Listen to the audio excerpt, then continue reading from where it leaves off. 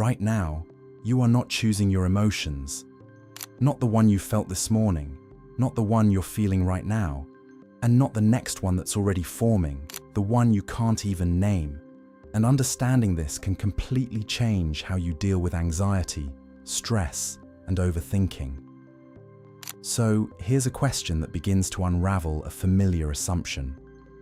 If you didn't create your emotions, then who is?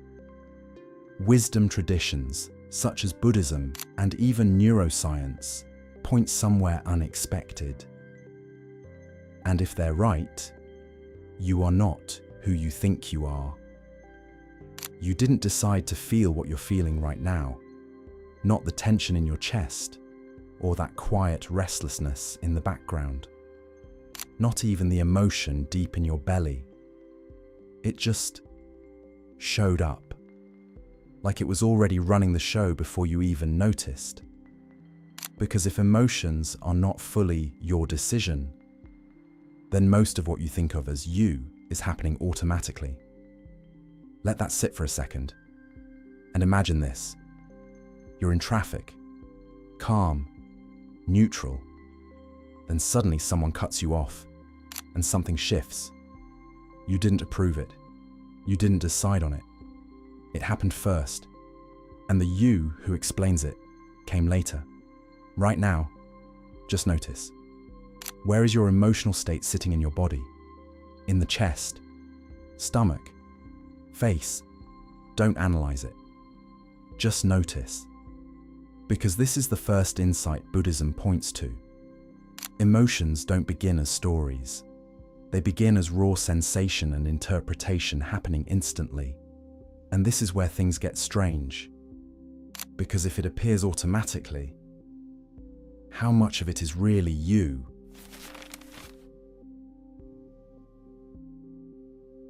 Most people assume there is a central me inside the body, a kind of emotional operator, the one who feels, who suffers, the one who reacts. But when you actually look for it, you don't find a controller. You find sensations, thoughts, impulses, memory fragments, but no central feeler anywhere. Even neuroscience struggles to find a single location of the self in the brain. What it finds instead is activity spread across many systems. If there is no fixed emotional you, then what exactly are you trying to protect all day? Your identity might not be a thing. It might be a process.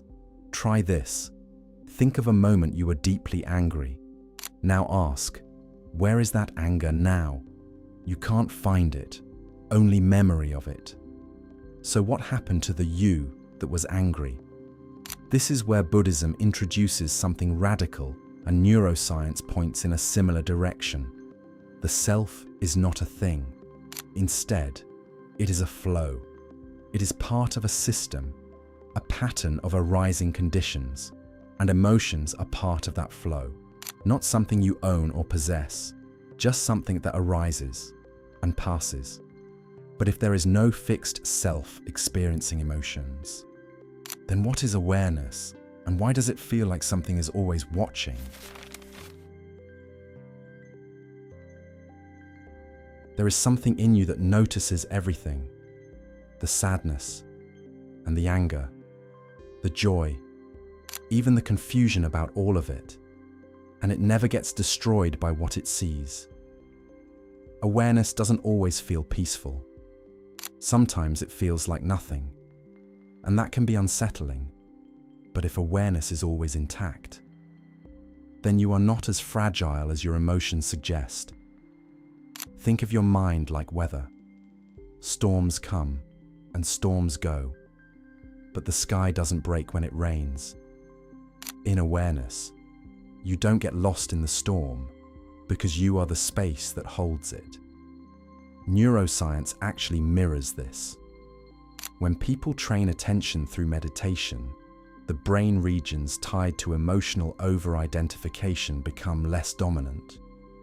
There is more space between feelings and reactions, and in that space, something powerful appears. Most emotions are not permanent. They rise, they peak, and then they will subside. But here's the key, because what destroys people is rarely the emotion. It's the story that continues after it. Buddhism describes two arrows. The first arrow is pain, and it is inevitable. The second arrow is your interpretation. But this one is optional. You cannot avoid the first arrow, but most suffering lives in the second. And that second arrow is where identity gets built. It is like saying, "This always happens to me. Something is wrong with me." Or, "I can't handle this." None of that is the emotion. That is the story around the emotion. So what do you actually do with all this? You may be tempted to, but don't try to suppress or control emotions. Don't even try to transcend them. Just learn to see them clearly. Next time an emotion hits, remember this sequence.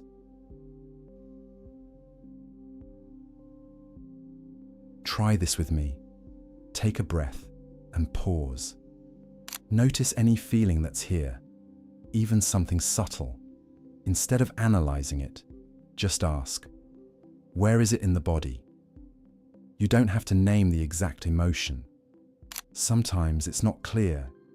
Just noticing where and how it's showing up already creates a bit of space. And for a moment, let it be there without needing to change it.